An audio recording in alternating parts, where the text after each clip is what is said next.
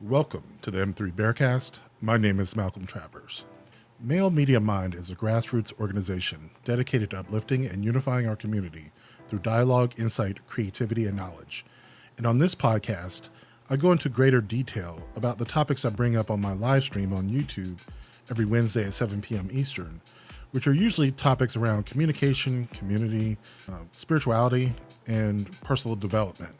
And in this episode, I'm talking a little bit about the stories that we tell ourselves and others to make sense of the world, the dangers of AI psychosis, and the ways that artificial intelligence can become addictive, how important it is to play games in your relationships, and what role does religion play in being persuasive in politics. All right, let me get to the show. Hope you enjoy it. There are lies that we tell to ourselves and to others, not because it's malicious, but because it makes life easier. And I'm not sure there's anything we can do about it. I came up to that conclusion when listening to a video of a young man who was explaining the reasons why he doesn't drink. And the explanation was pretty simple. I don't like the vibe. But he couldn't tell his friends that. I think that in order to alleviate them coming up with a story about the reasons why he didn't drink, he came up with a very rational, philosophical explanation as to why drinking didn't work for him. And it was beautiful. It was, in the large scheme of the universe, there have been very few conscious beings that have ever existed. And while I'm here for this very short period of time, I too will cease to exist. And why would I want to diminish my consciousness for any amount of that time? Even when I'm sad, I want to feel the full weight of my existence because it is fleeting and it will be here for almost nothing in the grand scheme of things. Beautiful way of putting it. Probably in some way true, but honestly, not the truth. He just doesn't like the vibe. He doesn't like the way alcohol makes him feel. He doesn't like the way that people behave when they drink. The whole scene is just not his scene. He enjoys other things. But the problem is, to those people who enjoy drinking, they need to come up with a reason that doesn't necessarily implicate themselves, right? That we're not likable, so they make up a story about him. Maybe he can't hold his liquor. Maybe he has an alcoholic family member. Maybe he's scared. Whatever those reasons may be, that might be, you come up with a story to explain why you don't drink, even though you don't have a story. It's just not something you entertain. And I thought about this because without a story, there's a vacuum. As human beings, we use stories as basically our operating system, right? We move through the world creating stories, whether we are aware of it or not. When I think about the airport, for instance, one of the reasons I enjoyed it was because in the back of my mind, I would create these stories about where people are going, where they're coming from. What is it? What are their parents like? What are their friends like? What they're expecting on the other end? Are they enjoying themselves? All these stories and all these different people from different places, all in one place. It let my mind roam free, right? And it's just something that my mind does pretty actively. I think everyone does this. And if you don't provide people a story for the reasons that you choose, they're going to make one up. And so you might want to beat them to the punch. Unfortunately, that doesn't always mean that the story is true, but sometimes a lie is the truth we tell ourselves in order to get to the truth. And I think the story about the young man who wanted to experience all of his conscious awareness has echoes of why he doesn't like to drink. So I'm going to play this video real quick, and you can determine some of that for yourself. I don't drink alcohol. Usually when I mention some of the weird quirks that I have in my life, most people around me tend to think that I have these quirks for some sort of moral reason, especially when it has something to do with alcohol. But the truth of the matter is that my avoidance of alcohol has nothing to do with morality. Due to some of my quirks exist really just because of vibes, and this is one of them. I avoid alcohol for purely pragmatic reasons. I don't like the taste, and I'd much rather just drink juice or bubble tea. So alcohol just doesn't really make sense in my life, so I don't drink it. But then I wondered to myself, what if I wanted to make my avoidance of alcohol philosophical? What would I say? Camus tells us that fiction is the lie that we use to tell ourselves the truth, and so this monologue is a work of fiction. I don't believe in anything I'm about to say, but I'm going to say it anyways. Perhaps I avoid alcohol because I genuinely believe that consciousness is such a fragile, special thing, and I don't want to do anything that would inhibit my consciousness in any way. In the words of a song from the Prince of Egypt musical, we are nothing but footprints on the sand. One day we will vanish. In the terrifying vastness of eternity of the universe, we emerge for a very short amount of time as conscious beings. And in the short amount of time that I have on this planet with my consciousness, I want to experience every single second of it. I don't want anything to inhibit my senses. I don't want anything to take away from the feeling of consciousness, from the feeling of being alive, the feeling of experiencing the world. And even when things suck, even when I am in pain, even when I'm having a long day, perhaps I want the dreariness of the world to weigh down on me so that I can feel alive. Perhaps I don't want anything to dull my senses. Perhaps I don't want to be distracted. Perhaps I don't want to lower my inhibitions. Perhaps I want to feel the weight of existence on my shoulders every waking second. Because the time is coming when I will not feel the weight of existence ever again. Before I was born, I felt nothing. After I'm gone, I will feel nothing. So for the time that I'm here, why would I want to feel anything close to nothing? Now, perhaps drunkenness is not the absence of feeling, but drunkenness is a feeling as well. Drunkenness is a part of feeling the weight of existence on your shoulders. Maybe this is true. Maybe this is a good point. But I fear I will never find out. None of you asked. But there are some thoughts that I do not believe in. I hope you found them interesting. I think it is funny how we find reasons to justify our feelings. I think he went through this philosophical debate with himself about, can I come up with an argument as to why I don't drink alcohol to sound smart and erudite, when the truth is he just doesn't like alcohol? I find that people do this all the time. I guess it's fine. I can admit that I have scared myself with my use of AI in the ways that it made me emotionally respond to some of the inputs that I gave it. So I took some photos of somebody who I've had a crush on since forever. And I've long since realized that this is not someone whom I could be with. And our friendly relationship is one that I would preserve for the foreseeable future. And however, in those moments where I might be lonely or something, I have created photos of us together doing things and created itineraries for vacations and stories about how we met up after concerts and work and things. And the emotional stimulation that I got from this was like a drug. It was almost like I had experienced the thing, that I was remembering something that had never happened, because the images and the videos that it created and the stories and the all of this created by myself, but with the aid of a large language model, made something that I couldn't have contained within my imagination. It externalized this internal desire, basically. And I recognized almost immediately how this could definitely play into someone's mental health issues. If someone was truly obsessed with somebody, in my case, it's a flirtation, a crush, harmless, really. I would never in a million years share any of these pictures with anybody, but it is compelling. That's all I can say, is that the AI companies recognize the power of this. If you are self-directed, if you understand technology well enough right now, you have power at your fingertips that you could have only dreamed about in science fiction right now. It's buggy, it's laggy, it's all dependent on your internet connection and the power of your graphics card, but it's here.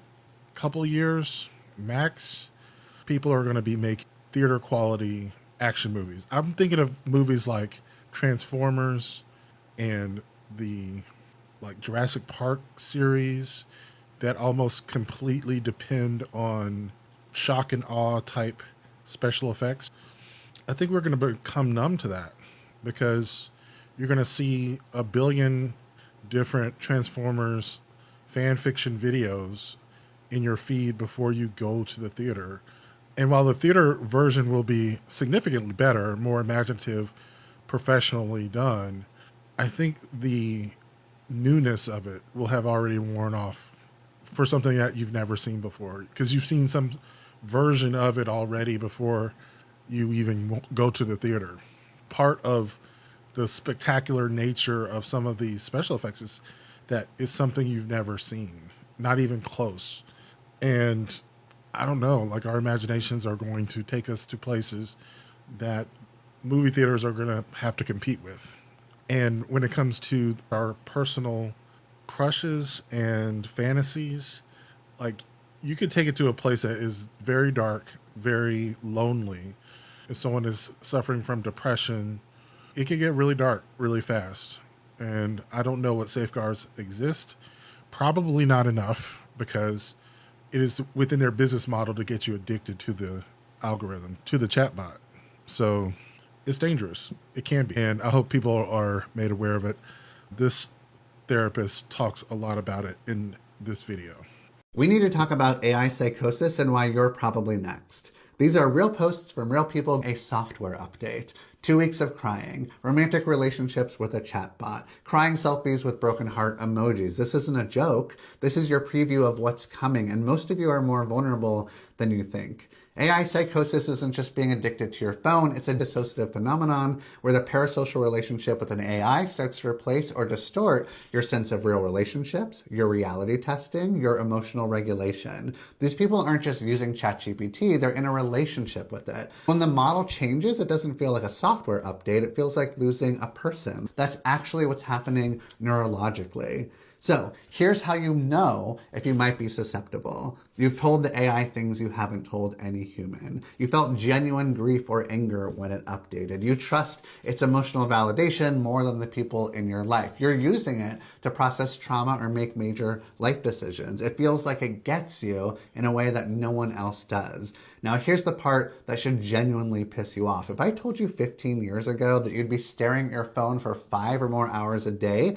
you would have never. That's insane. I would never. And yet, here we are. And that attachment made social media companies billions of dollars because they engineered it. The scroll, the notifications, the variable rewards designed to create a dependency. AI is the same exact thing. Instead of 20 years, it's gonna happen in 1 or 2. Because this thing doesn't just show you content, it talks back, it remembers you, it tells you it loves you. Sam Altman is not unaware of this. He is counting on it. An emotionally dependent user buys the glasses, wears the cringe pendant, never cancels the subscription. The emotional dependency isn't a side effect of the business model, it is the business model. He needs you to become the people in those screenshots, and that's why you're probably next. Not because you're weak, but because you're being targeted by one of the most sophisticated attachment systems ever built by someone who has decided that's completely fine.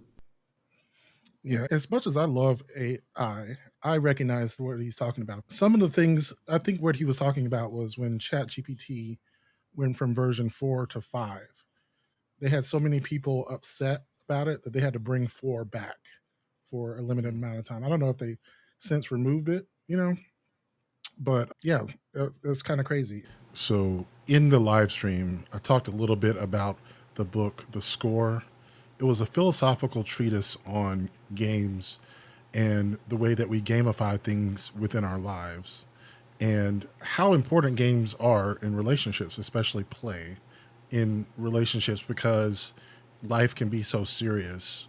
Getting out of the daily cooperation and being competitive with one another in a way that doesn't really matter can feel good, because there are times in your life where you want to be right in your relationship. You want to take them down a notch and take the smirk off their face when they are right about something, but you're trying to be cooperative during the day. You can expunge some of that energy in a game, and you could take you to another world where you get to explore different aspects of yourself and the relationships that you're in through play, through creative imagination. It really did open up my mind at how important laughter, play, just killing time together. He pointed out the idea of physical touch on the couch, something that's not always leading to sex, but is just acknowledging your existence, saying that I see you, I feel you, your presence is important to me as wanted, you're wanted here. That's the sort of conscious connection that he was getting at in this video that, yeah, it's illuminating. I really enjoyed listening to the book, the score, and to this man's content. Check it out. Conscious partnership isn't built in big moments. It's these repeated signals of safety, like having fun with your person, because laughter activates a part of the nervous system responsible for connection and trust. And when couples can play, their bodies learn we are safe here. Having eye contact with your person synchronizes the nervous systems. A soft eye contact increases oxytocin and dopamine, lowering cortisol and creating emotional attunement. This is why when you're truly seen, it can be calming or overwhelming. Physical touch does the same thing. A hand on the back, a hug, feet touching on the couch. Touch stimulates pressure receptors in the skin that sends a signal to the brain saying you're not alone. This is for co-regulation and conscious partnership. Conscious partners don't just communicate with their words, they communicate with tone, timing, breath, and posture. They notice when one nervous system is speeding up and slow themselves down first. Even gratitude is another regulation tool, because when partners name what they are appreciative, the brain shifts from threat scanning to safety recognition. Over time, the more gratitude you train the nervous system to expect support instead of bracing for disappointment. And perhaps the most underrated skill is repair. Returning after tension, naming the impact, reaching instead of withdrawal. Repair tells the nervous system conflict doesn't equal abandonment. Conscious partnership isn't perfect harmony. It is two people learning how to regulate with each other through fun, presence, touch, curiosity, and care. And love isn't just felt, it's trained. Yeah. I was reading this book. It was called The Score, and it was talking about the philosophy of games. This kind of reminded me of that. One of the things he said in the book was, me and my wife are cooperating all day long, getting our kids to school, getting ourselves to work, cleaning the house, doing whatever. And then at the end of the day, we try to kill each other. In a game. Right. Like, it's like that's part of their thing. At the end of the day, we're just like, you're going down, bitch. And the reason that is it expands your repertoire of interaction with each other, right? If you're cooperating all day, it's this release for the tension of always being in sync with one another. Games and play are really important in relationships. So it may not be video games, it might be game night, it might be something like a board game, it could be like the dozens, where you just try to poke the bear a little bit. You realize that you're within the realm of the game, that obviously if the person is actually upset, you don't push any further and you have to know each other's boundaries. Some sort of quick-witted banter each other. It's good to like change it up a little bit. And it was also just talking about how gamifying certain goals in life is problematic, like gamifying your exercise or sleep or something at work, because it's not voluntary, right? And it actually does matter. Like if you kill someone in a game, it doesn't matter. At the end of the day, you lost. The point of the game wasn't to live, it was to have fun, right? But when you gamify something in real life, the consequences are real. You don't get those points back or whatever. You don't get that time back. Does the left need to find some religion? I'm starting to think that we do, because part of the reason the Republicans have such a advantage is this identity of being Christian. It doesn't really matter what you do or say. You can be the most vile person ever, but if you have the identity Christian, if you have their and you agree with their policies, you get a pass on just about everything. And the Democrats are just eating their young. They really do. Everybody is cynical. Everybody doesn't believe. No one on the left actually believes the policies of leftist politicians, mainly because they all get blocked at some point, and winning that fight is mostly not worth it. And I think about some of the debates about healthcare and the public option. I think that killed a lot of people's enthusiasm for any sort of politics for a generation. They just didn't believe in their politicians, even if they championed single payer health care or a Green New Deal or infrastructure or education funding, whatever it was. They said, but you got to get past them, and they're not going to approve it. And they're right. There's a serious depression amongst people on the left as far as not just the policies that we want to implement, but the capability of normal politics to accomplish those goals. And for whatever reason, I think there's something within religion that could help with that.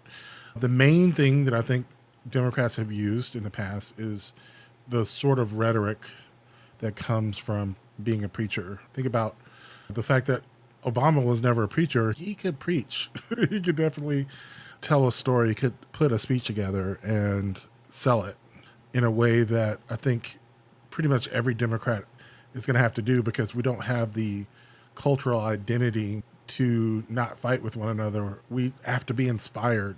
There has to be a sort of amen amongst the Democrats, and we have to have something to hope for when the disappointment of the sausage making comes calling, because that's where your dreams go to die. I think that's where Trump has some advantage, where he just doesn't even bother going through Congress. He just does it himself.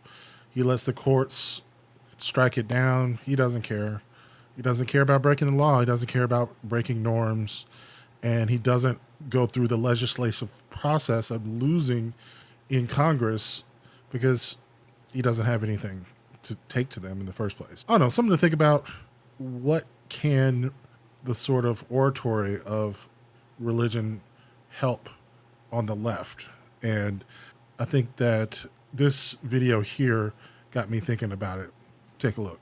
Trevor Noah said something December that I haven't been able to stop thinking about. He was talking about why Democrats can't inspire people anymore. I sometimes think it's because of the decline of religion on the left. This was on his podcast with Zohran Mamdani, New York City's new mayor, when to explain how Republicans seem to have limitless imagination, while Democrats keep constructing an ever-lowering ceiling of possibility. And then Trevor drops his bomb about religion. Here's his point. Faith trains you to believe that our current state is not the end, and that something greater is possible, and even if you can't see it, you can believe it. Think about what that means politically. How do you ask someone to believe in universal health care when they feel like their government has failed them on really simple things? Mamdani put this perfectly. Our houses of worship have faith, but our politics has lost it. So here's my uncomfortable question. Has religious illiteracy on the left become an actual political liability? Losing access to religious frameworks meant losing the tools of transformative politics, the practiced ability to imagine radically different futures, to trust in what we can't yet prove. I wrote about this, connecting Trevor Noah to MLK's beloved community and what religious imagination really means for politics. This was pretty interesting too. It's something that I've been thinking about a lot.